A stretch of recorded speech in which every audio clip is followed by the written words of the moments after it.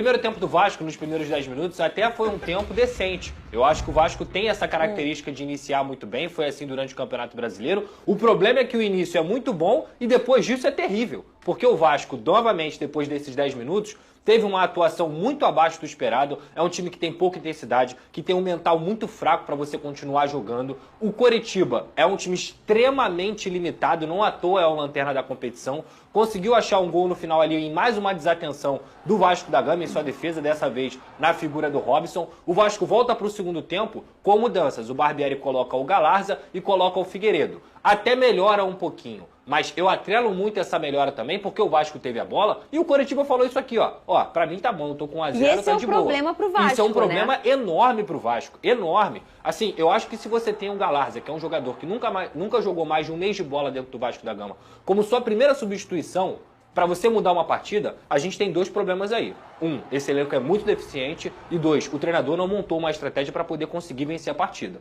Porque, com todo respeito ao Galarza, que até participou do gol, que foi muito mais uma paçocada do Natanael do que um cruzamento do Galarza, ele não pode ser a primeira opção de um treinador que tem um time, que tem o Luco Orediano, que entrou depois e foi crucial pro resultado, o Eric Marcos, que fez o gol. E a segunda vez que ele é a primeira opção, né? Contra o Fluminense também foi. E mais uma vez, aí daqui a pouco, no jogo seguinte, ele não é nem relacionado. Então, assim, acho que falta um pouco de coerência pro Barbieri. Eu sou um cara que entendo o processo, que eu tenho paciência, que eu entendo que o futebol não é de uma hora para outra. O Botafogo é um claro exemplo disso, mas o desempenho do Vasco em relação ao começo de temporada regrediu. O nível aumentou de competição, claro, o Campeonato Brasileiro. Mas se você for pegar o início do Vasco nesse Brasileirão, é um início preocupante em relação a desempenho, não a projeção de pontos. Eu projetava para o Vasco até agora 5 pontos. O Vasco tem 6 na competição. Então, assim, é diferente você projetar... Mas sabe o que é triste? Que você projetava por conta... desses jogos. Isso. Então, os pontos que ele ganhou, você não imaginava. Eu não imaginava. E os que ele não ganhou, você achava. Exato. Eu preferia ter ganhado do Bahia e ter perdido pro Atlético Mineiro e pro Palmeiras. Porque aí o Vasco teria 3 pontos em vez de 2. E o pior é que o Barbieri fica se debruçando nesses jogos contra times grandes, onde o Vasco realmente não perdeu ponto, para poder justificar partidas tenebrosas contra a Bahia e contra o Curitiba da vida. E tem uma coisa e tem um contexto também contra Palmeiras, sobretudo. O Palmeiras veio com um time reserva aqui. Ainda tem isso. Mas é o Palmeiras. Não, sim, mas você tem que analisar todo o contexto. E o Atlético Mineiro também estava muito baixo. que o time que projeta... Gente, eu tô com vocês. Não, eu entendi, eu não sou contra vocês, mas não. Você não acha eu acho que o Barbieri ele não pode usar esse argumento para justificar Não pode. os resultados. Toda a coletiva ele fala a mesma coisa. Eu nunca vi isso.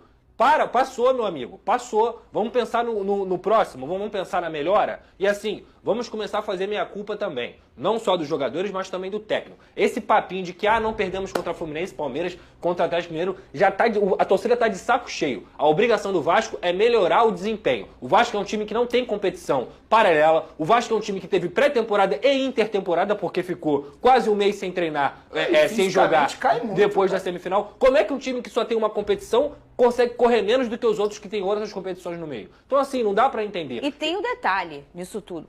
Termina aí, que você ia terminar com porque eu só ia falar o seguinte, eu entendo todo o processo, cara, mas eu também entendo a revolta do torcedor com o desempenho do Vasco. É um desempenho muito ruim que vem acontecendo ao longo dessas rodadas e não adianta ficar falando, meu Deus, por exemplo, ele usou o argumento na partida contra o Fluminense de que o Fluminense usou o chuveirinho. Ontem o Vasco cruzou mais de 30 bolas na área, porque é a única jogada que o Vasco consegue fazer. Essa então, é uma jogada no futebol que quando você só chuvera na área, é que você já tá desesperado. Você já não tem mais nenhuma ideia ali. E uma coisa, já todo mundo do futebol brasileiro já sabe que o Vasco não sabe propor o jogo. Exato. E aí vai começar a ser uma estratégia dos adversários, Vene, tipo, deixa eles jogarem. E ontem foi do Coritiba. Ontem foi. Mas, olha só, eu acho... Tem outro ponto também que a gente precisa falar sobre esses argumentos aí. Porque, na minha opinião, o Barbieri ele acaba pequenando o Vasco. Porque a partir do momento que ele fala assim, nós empatamos com o Fluminense, nós empatamos com o Palmeiras, nós ganhamos do Atlético Mineiro. Gente, ele está comandando o Vasco da Gama, não é mais o Red Bull Bragantino, não.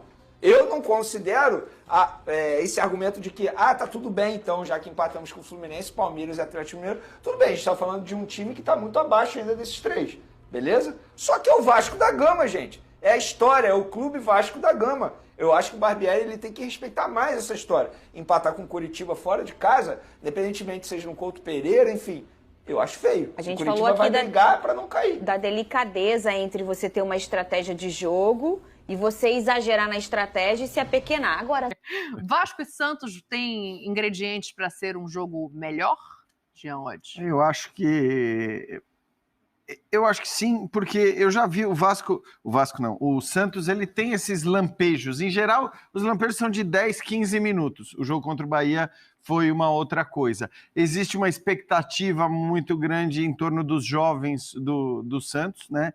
Porque o Santos também, toda vez... Vamos olhar para as últimas décadas. O Santos, quando ele ressurge do tamanho do Santos, ele ressurge por conta do nascimento de jovens jogadores. De centroavante aparecendo agora. Exato. Assim, é um time jovem, eu não acho que... E por acaso não está jogando o que está na seleção. Não, o que foi para a seleção. O garoto que está entrando agora. Sim, no lugar do Marcos Leonardo. Não é o Marcos Leonardo? Não. É um nome exótico. Peraí que eu vou procurar. O Marcos Leonardo já foi. O Marcos Leonardo já está na seleção.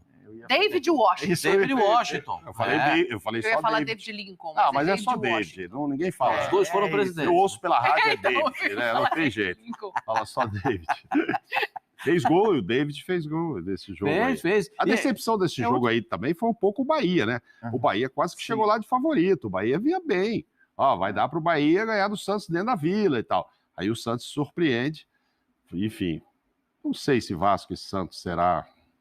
Mas o jogo é em São Januário. O que faltar a torcida inteira lá. Você sabe que faltou a torcida. A torcida, né? Vai naquela. O que é? Aqui, ó. A torcida. E faltou. A torcida do Vasco vai inteirando. Aí os caras sentem o peso. Opa! Lá em São Januário, o cara sente o cheiro da brilhantina. Mas esse movimento Santos... não, que eu lembro que lá eu já tive lá e caiu, empurraram tanto que caiu o alambrado. Eu lembro disso. Daí São Caetano e Vasco, pelo amor de Deus, Deus me livre. Nunca mais a torcida empurra lá. Agora, eu acho o jogo muito igual. Muito igual. O Mauro falou que essa rodada, quantos empates serão, Mauro, na sua expectativa? Dos 10 jogos? 4 empates, né? Você falou do 10, 4 ou 10, 6? Não falei ainda não, mas você me deu uma ideia.